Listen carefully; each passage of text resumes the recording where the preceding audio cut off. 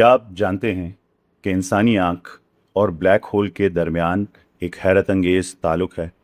सुनकर शायद आपको अजीब लगे, लेकिन आपको मालूम है कि कायनात की खौफनाक ताकत यानी ब्लैक होल और आपकी आँख की साख में एक ऐसा ताल्लुक़ छुपा है जो अकल को दंग कर देता है। बिस्मिल्लाहिर्रहमानिर्रहीम। अस्सलाम वालेकुम। मैं हूँ डॉक्टर सुफियान और ये है गौर व फिक्र सीरीज़ की किस्त नंबर 76। इस लामहदूद और नाकाबिले फ़हम कायनात में हर एक सेकंड में कहीं ना कहीं कोई सितारा दम तोड़ रहा होता है। हज़ारों सालों से इंसान अपनी महदूद निगाहों से आसमान की तरफ देखता आया है ताकि आसमानी निज़ाम के राज़ों को समझ सके।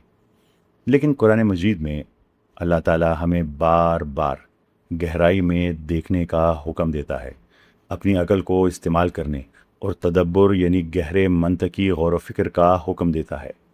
हमें इस कायनात के खालिक की निशानियों पर सोचने का हुक्म दिया गया है, इस बात के मुकम्मल अदराक के साथ कि अगरचा हमारे साइंसी आलात तरक्की कर रहे हैं, लेकिन कामिल और हतमी इल्म सिर्फ़ और सिर्फ उस कायनात के खालिक के पास है। आज हम इसी तदब्बर के हुक्म पर अमल करते हुए कुरान मजीद की एक ऐसी आयत के बारे में गहरे राजों से पर्दा उठाएंगे जिस पर सबसे ज़्यादा बहस की जाती है, ख़ासकर एथियस्ट की तरफ से। सूरह काफ की आयत 86 में हज़रत ज़ुल्करनैन के सफ़र का जिक्र है जब वो सूरज के गुरूब होने की जगह पर पहुँचे। आयत बयान करती है कि उन्होंने सूरज को एक सियाह कीचड़ वाले चश्मे में डूबते हुए देखा, जिसे अरबी में ऐन हामिया कहा गया है। सदियों तक क्लासिकी तफसीर ने इस दौर के जोग्राफियाई इल्म पर इन्हिसार किया। उलमाए कराम ने इसकी तशरीह यूँ की कि एक शख्स किसी बर आज़म के इंतहाई मगरबी किनारे पर खड़ा है और सूरज को एक गदले और स्याह समंदर के उफ़क़ में डूबता हुआ देख रहा है।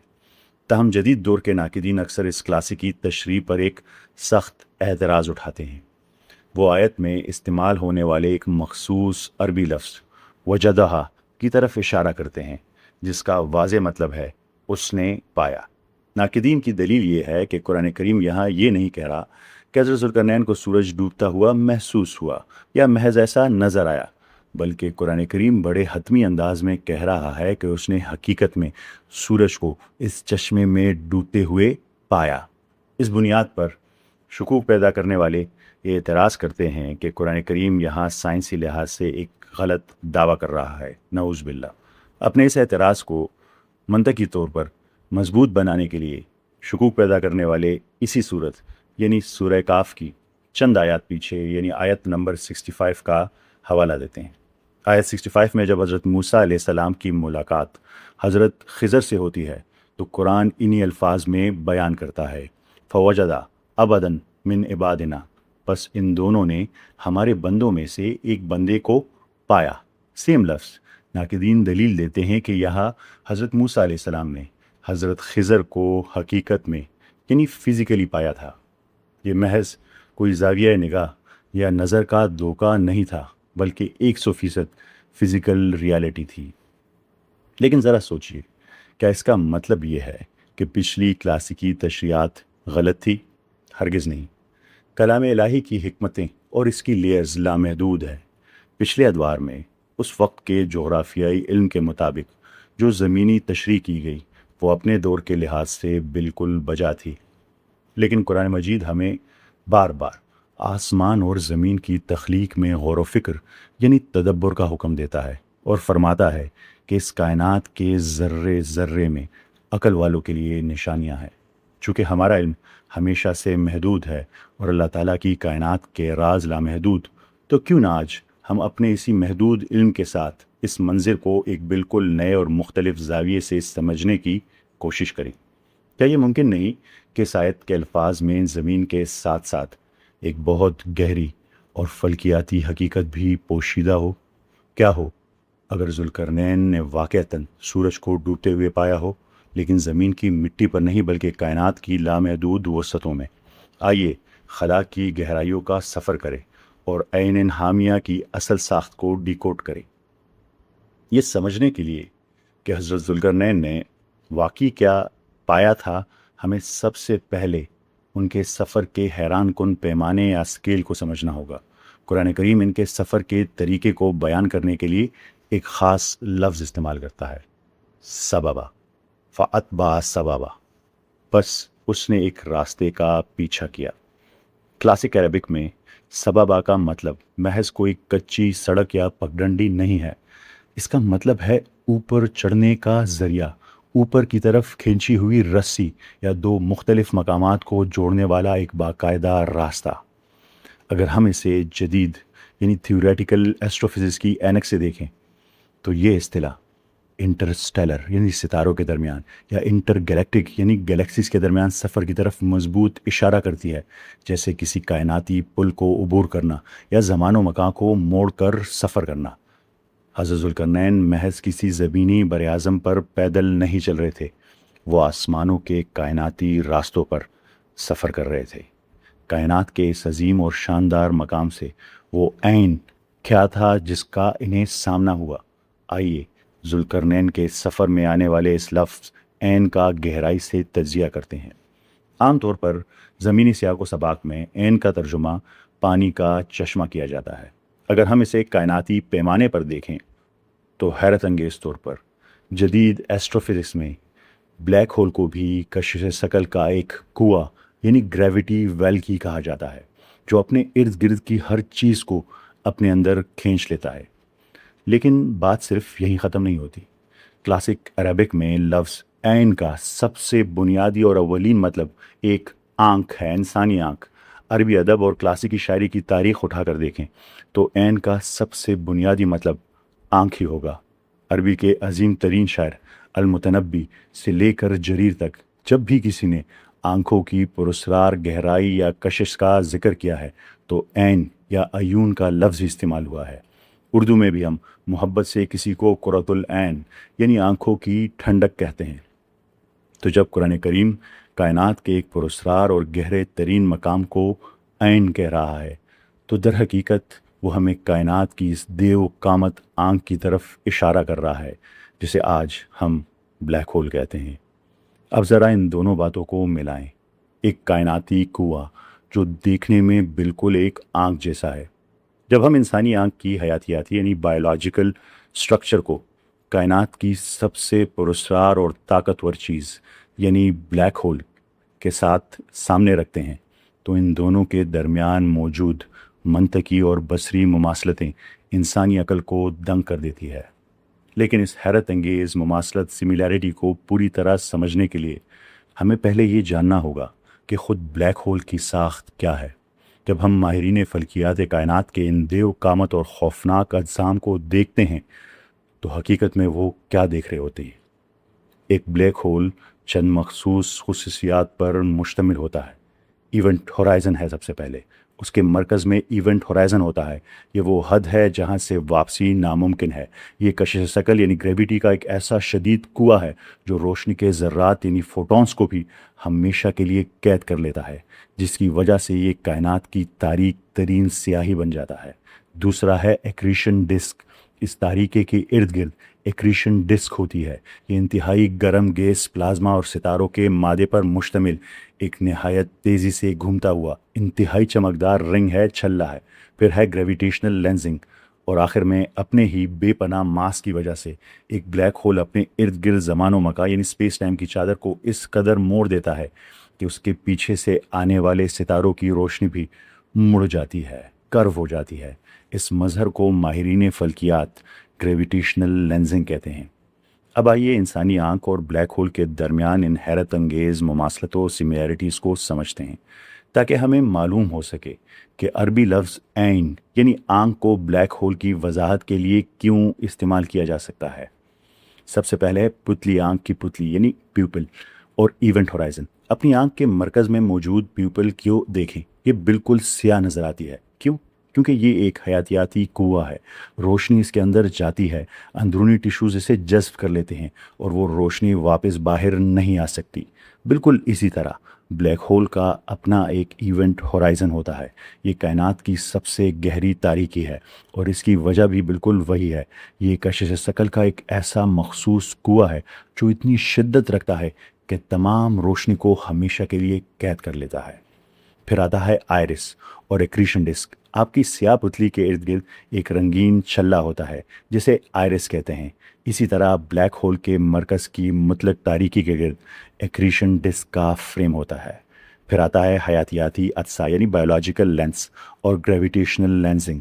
जिस तरह आपकी आंख में मौजूद अज्सा रोशनी को मोड़कर एक तस्वीर बनाता है, बिल्कुल इसी तरह एक ब्लैक होल इतनी ज़्यादा कसाफत रखता है, मास रखता है कि वो अपने इर्द गिर्द के ज़मानो मकान को मोड़ देता है और अपने पीछे मौजूद सितारों की रोशनी को झुका देता है। इसे ग्रेविटेशनल लेंसिंग कहते हैं। हज़रत ज़ुल्करनैन दरअसल एक ऐन को देख रहे थे, एक हकीकी कायनाती कुआं, कायनात की आँख। लेकिन ज़रा ठहरिए, कायनाती सफ़र का ये मंज़र अभी मुकम्मल नहीं हुआ। कुरान मजीद हमें सिर्फ इस आँख का खाका पेश करके नहीं छोड़ता, बल्कि आयत 86 हमें एक और होलनाक मंजर की तरफ ले जाती है। आयत बयान करती है कि ज़ुल्करनैन ने सूरज यानी शम्स को इस कायनाती चश्मे में गुरूब होते हुए पाया। अब यहाँ देखने वालों के जहन में एक बहुत ही अहम और मंतकी सवाल उभरता है। अगर हज़रत ज़ुल्करनैन वाकई एक ब्लैक होल देख रहे थे, तो इसमें सूरज के डूबने का क्या मतलब हो सकता है? क्या वाकई एक सूरज किसी ब्लैक होल में डूब सकता है? दरहकीकत ऐन को ब्लैक होल तस्लीम करने की सबसे बड़ी और ठोस साइंसी दलील इसी डूबते हुए सूरज के मंजर में ही छुपी है। इस कायनाती गुत्थी को सुलझाने के लिए हमें एस्ट्रोफिज़िक्स की एक इंतहाई बुनियादी हकीकत को अपने जहन में रखना होगा, और वो ये कि हमारा सूरज भी दरअसल एक सितारा है। अरबी ज़ुबान का लफ्ज़ शम्स सिर्फ हमारे निज़ाम शमसी के सूरज तक महदूद नहीं है, बल्कि ये इस नौइयत के किसी भी चमकदार सितारे की नुमाइंदगी कर सकता है। उसे शम्स कहा जा सकता है। तमाम सितारों की एक उम्र होती है। ब्लैक होल लफ्ज़ी मानी में सितारों का एक कब्रिस्तान है। ये खला का वो खित्ता है जहाँ बड़े और मरने वाले सितारे अपने ही बोझ तले दब कर तबाह हो जाते हैं। मज़ीद ये कि ब्लैक होल्स अपने इर्द गिर्द के मादे को मुसलसल निगलते रहते हैं।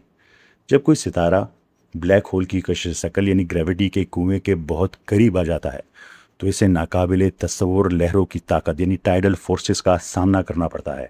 साइंस में दस्तावेजी तौर पर साबित शुदा इस अमल को टाइडल डिसरप्शन इवेंट कहा जाता है, जिसमें सितारा बेदर्दी से खिंचकर बिखर जाता है और इसका चमकदार मादा चक्कर खाता हुआ तारीकी में गिरने लगता है।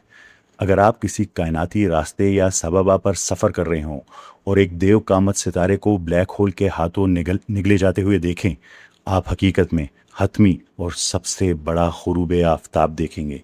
आप देखेंगे कि एक सूरज अपनी रोशनी बुझाते हुए एक बेपनाह और नाकाबिले फ़रार कायनाती चश्मे की गहराइयों में मुकम्मल तौर पर डूब रहा है।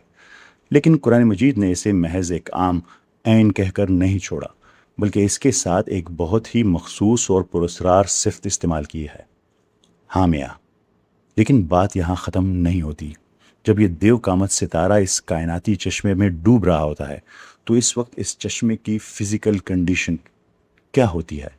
ये वो मकाम है जहाँ हमें कुरान करीम की हैरान कुन लिंग्विस्टिक दुरुस्तगी का सबूत मिलता है, क्योंकि कुरान करीम ने इस चश्मे के लिए एक बहुत ही मखसूस सिफ्त इस्तेमाल की है, हामिया। अब तक हमने ऐन की साख्त को तो समझ लिया, लेकिन अब हमें ये समझने की सख्त ज़रूरत है कि इस कायनाती आंख के तनाजुर में आखिर इस लफ्ज़ हामिया का असल मतलब क्या है।